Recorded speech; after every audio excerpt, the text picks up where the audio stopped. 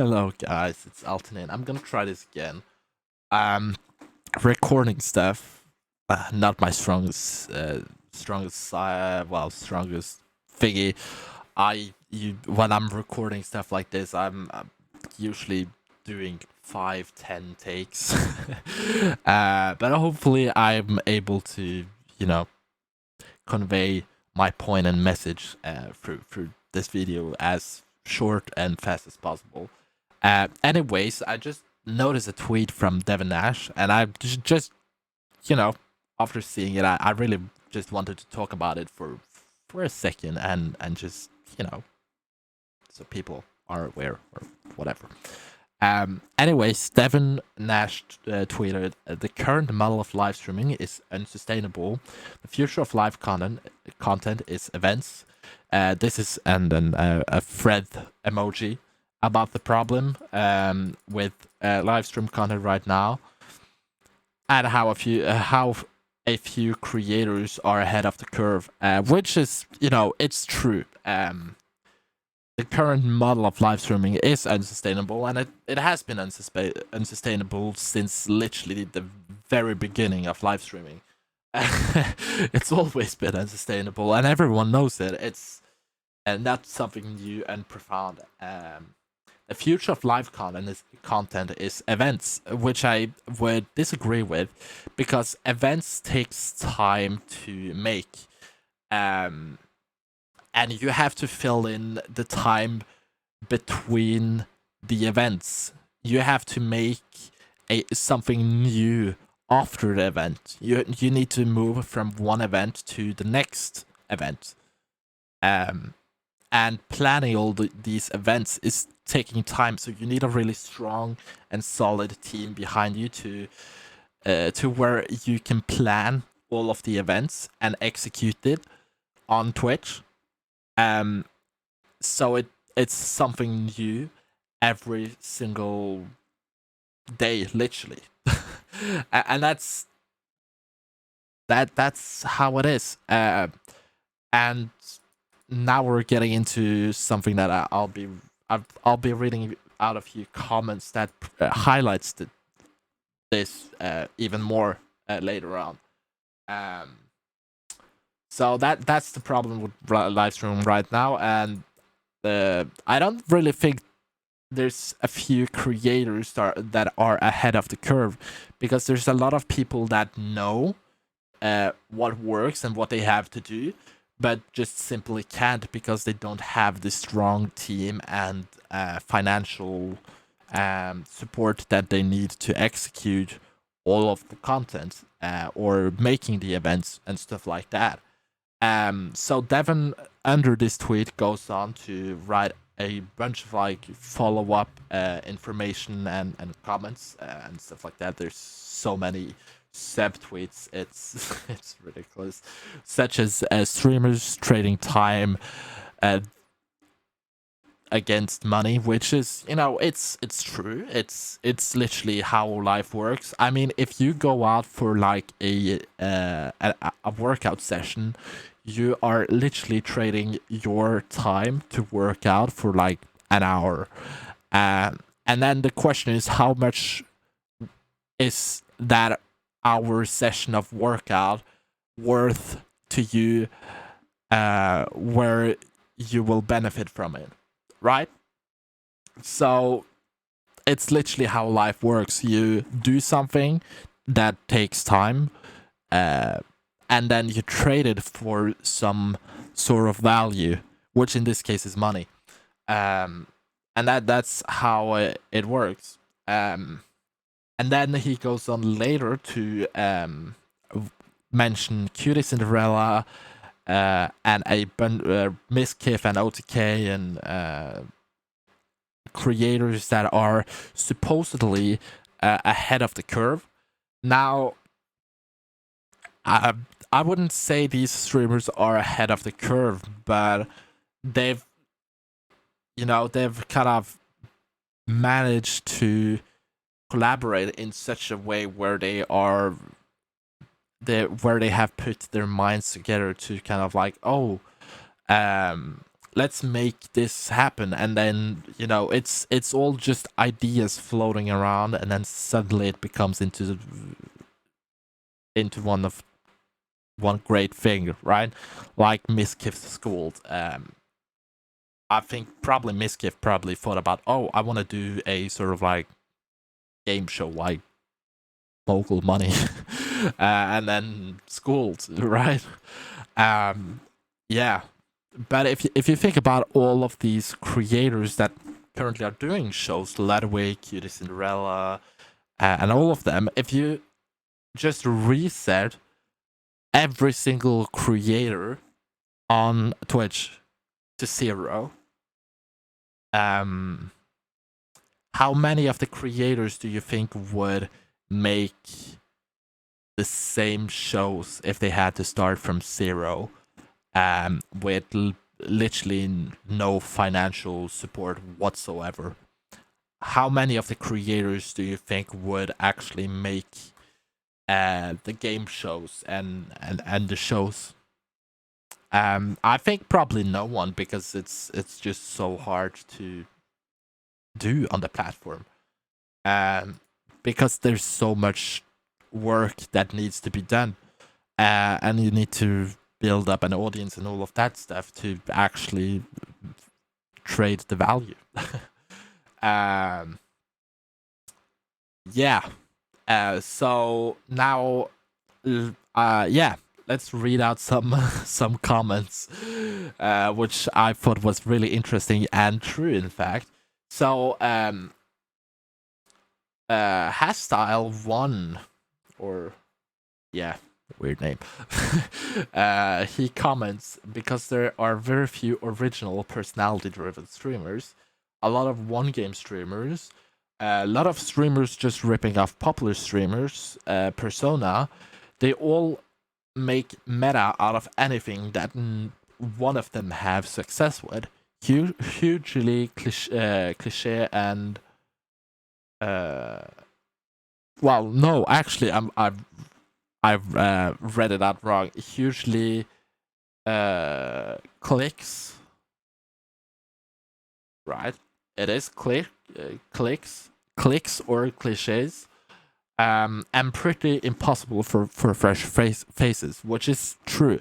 And that's where my point with saying, with the fact that if you reset every single streamer and put everyone down to zero, removed all the financial backing, and literally had them start from ground zero, how many of the streamers do you really think would do what they do right now when they're already successful?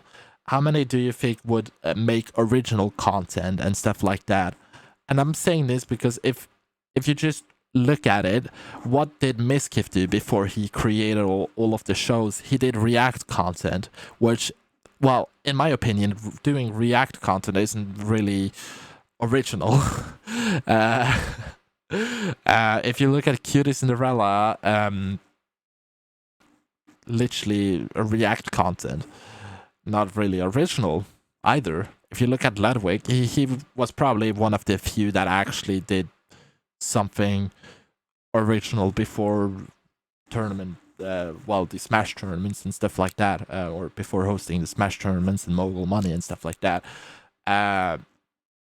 Yeah. So, and if you think about the Twitch sort of like, I'm gonna interpret it as clicks. So if you think about the huge social clicks on Twitch and the platform in general, it's like, if you don't know anyone on Twitch, or struggle to, well, reach out to people on Twitch to actually, do stuff with them, then it's really sort of like Twitch is such a gatekeeping like community. If you look at GTA RP, if you have a really interesting and cool character that you would love to play out, then suddenly you're not able to play the character because the RP gatekeeping community is in place, and you know, you're not being able. Well, they're not letting you play the character because you're not successful enough, or because you don't know anyone.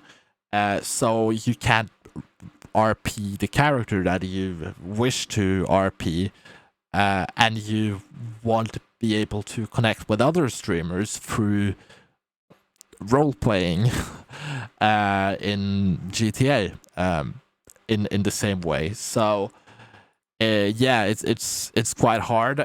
If you remember, if you watched my stream during the winter of 2021, um, I was able to do some RP, but I realized there was a lot of like issues in general that needed to be taken care of, and it was just really hard getting in on the server after Christmas. So I wasn't able to continue to role play with my character. So yeah, it was just all over really bad and hard, and it's just really hard to well reach out to some decent people within kind of like that sort of set. So I've been searching for new servers, and I might have a few servers lined up that I could possibly play on at some point. But yeah, that's just I just wanted to highlight the fact that there is in fact a gatekeeping community, and there's all of those gatekeeping factors in place. Yeah. So it's really hard for fresh faces, or if you start from ground zero, to actually do anything, because you need to put in so much more work, and you have to go against the odds, and you have to prove everyone on the entire platform wrong. um yeah, that's how it is. And then there's another comment I want to read out. So McLovin replies with, so you just described what already exists as a model on TV for decades. Live streaming is an alternative platform with alternative entertainment that's broken more into mainstream consumption. I'm not sure anyone would disagree with work less, make more, which is all true. And then he also replies, the issue addressed are just macro results of that current streaming workflow, effectively becoming a production company with investors, crew, etc. is one, A, capital heavy, B, comes with its own unique challenges and stressors. Burnout can occur irrespective of the catalyst, which is all true. So what Devin Nash described was literally what's been a TV model for decades. When I first watched TV, it was to watch movies, it was to watch game shows, and Who Wants to Be a Millionaire, stuff like that. I watched reality shows, all on television, when it actually was good production being done on television. And then I stopped watching television at some point, because there was no good productions being done anymore. It was just terrible movies being shown, and it was just boring. It was nothing like truly entertaining to watch. So then, me and my parents and family and stuff like that, we would gather into the living room to watch specific shows that we knew would air on television. when they aired, and then we would literally just turn off the television and then do our own thing. So I would go to my room and play video games and stuff like that, and listen to music and play music and stuff like that. Yeah. So that's how television work, and then suddenly the television model that's been on television for decades have shifted into live stream content, because people that was interested in making content realized that, hey, I don't need to go to a big production company, or I can't go to, I can't in my position go to like a TV studio or a production company to pitch a production idea, or pitch a show or whatever. So they made all of these events and shows through live streaming online, because it was, one, cheaper, and b, they could actually do it without being turned down by production companies. And then you have the real reason why me personally started watching live stream content, and why probably many others started watching live stream content, was to actually interact with other people. And during a live stream, if it's like a game show like Miskiff's Scold, you never get to interact with the actual streamer the same way that you are able to react to the streamer when the streamer's streaming live, and there's that interaction between the streamer and the chat, and then there's things that happen. There's like Q&As and stuff like that, and it's yeah. That's why people started watching live stream content, and there wasn't really a place for like video game content, so people started watching Twitch because video game content. And there still isn't a place for like video game content. Like there's still not a really solid place for video game content, because Twitch has been drowned into this mainstream consumption of like TV like productions.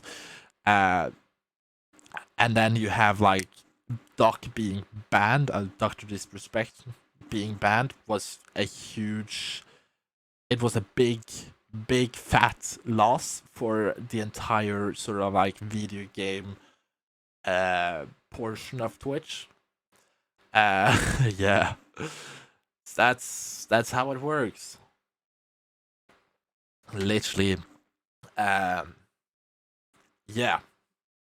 That's but then you have also live stream tournaments that have been live stream, Counter-Strike, which always have been on Twitch to some degree. Not always, but for quite a while. Almost, not necessarily not necessarily a decade, but fairly close to a decade. Probably about been probably at least 5 years with live stream content, or live stream tournament content. If you think about Counter-Strike tournaments and called tournaments, CDL and Overwatch. Yeah. So that's been around for at least 5 years. So almost a decade. Well, at least half a decade of like live stream tournaments. Yeah.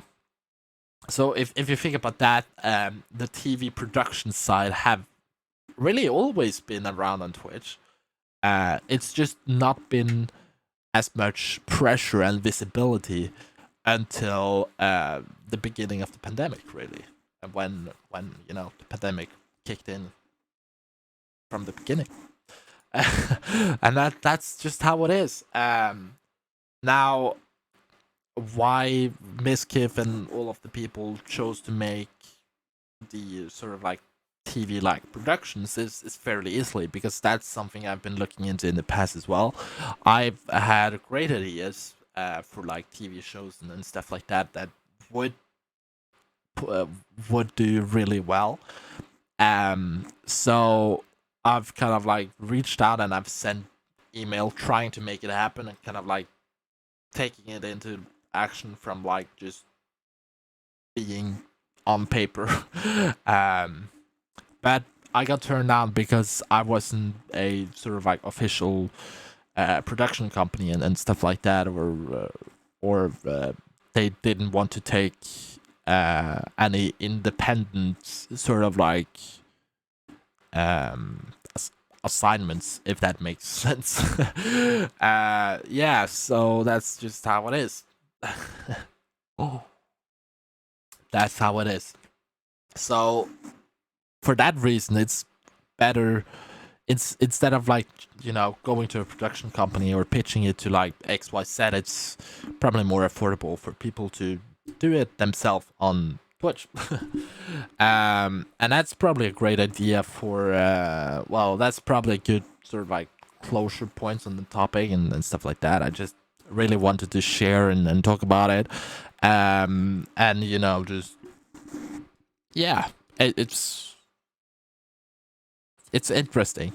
Uh, oh shit! There is, speaking of, there is another comment that I wanted to.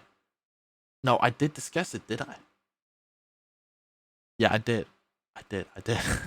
I'm trying to think really now, but yeah, that's how it's worked. Another one I really just want to read out actually while we're on the topic. Is actually the smaller streamers, not the big streamers that are actually in Devin Nash Nash's tweets ahead of the curve. But it's actually the smaller streamers which needs help or help and kind of like help to evolve. That's probably the best way I can explain. So I'm gonna read out a really solid comment on this. Arcashine replies, "It's been unsustainable. Even the top 1% of Twitch streamers aren't making a sustainable wage, wage or income, or other income streams. I'm sure events will do well for big streamers, which it will, by the way. But little ones will be struggling just as much as before. More thoughts on how to evolve to help them is needed, which is entirely true, and I agree with it 100%. And that's a good note to close off the entire thing with a few sort of like good things actually. So I've been giving a really well. This made me think about it, and I realized that you know I have a few projects lying on the shelf. I'm just waiting to execute them. But I thought this is probably a good time to just tease you about just put out a tiny tease towards what's to come. So basically during the summer, I've spent a lot of time the past year planning out, evolving and building what's to be happening through the next 1 to 3 years. And I built a solid sort of like content plan, if that makes sense. And I've been deciding to remake and redo a lot of my own content. And I've been deciding to redo a lot of my artwork and stuff like that. So you will probably not find this YouTube channel after a few months. You will probably never find my Twitch stream after a few months. Well, you will find it, but with another name and all of that stuff. Um, but yeah, so I have a few plans and stuff like that that I'm gonna execute and put into life. And this tweet actually made a project that I've got on the shelf for quite a while, uh, where I probably should start doing the project on my own. I'm looking for a co-host for the project, by the way. Uh, but I've been having a hard time finding someone that is as much passionate about it as I am. But the entire show or kind of well idea surrounding it all is to help building a set of guidelines for creators to function as creators, if that makes any sense. Now, yeah, there's probably gonna be loads of people uh, and lots of like controversy around this. So I'm just gonna say this once, and hopefully that's enough. I have been working with content creation for the past decade, at least. I started in 2011. Yeah, 2011. I made a skating video, which actually it did decently well. Uh, and it was just me being a silly kid, and that was my first interaction with uh, content creation. So through the past decade, I've consumed a lot of content. I've learned a lot from my own mistakes and from making content, and I've been building my streams several times. So I feel really confident to be able to talk about content creation, um, and I'm very experienced and I think I'm really qualified to be able to talk about this. You don't need a degree in like marketing or content creation to be able to talk about it, and you certainly don't need to necessarily uh, be amongst like the top streamers to be able to talk about content creation. Because it all depends on what experience and the knowledge behind it that you possess, that you can teach people. Not necessarily teach people how to do it or the framework, but hopefully we can develop some sort of like guidelines that can be helpful for creators and streamers, hopefully. And that's the entire goal with the project. At the moment, it's kind of on the shelf, but hopefully I can get it down off the shelf and just brush it off, and we can start really looking at it. Yeah, that's probably the best thing we can do. Um, and I'm really excited to start working on all of that. I have a 1 year plan. I have a launch event coming up for all of the new stuff, and I will update you guys on Twitter for more information about that and stuff like that. And yeah, hopefully we can do like more of this sort of like stuff later down the line. And yeah, stuff like that. Anyways, I just really wanted to talk about all of that, and share my thoughts about it, and hopefully, you were able to gain some sort of like value from it. And I'll catch you guys later on. It's been a while since I made a video like this. Actually, it's weird but cool to actually make it. Um, yeah. What are your thoughts surrounding all of it? Hope you're guys having a lovely Easter. As making this and releasing it and stuff like that. And yeah, I'll see you guys later on.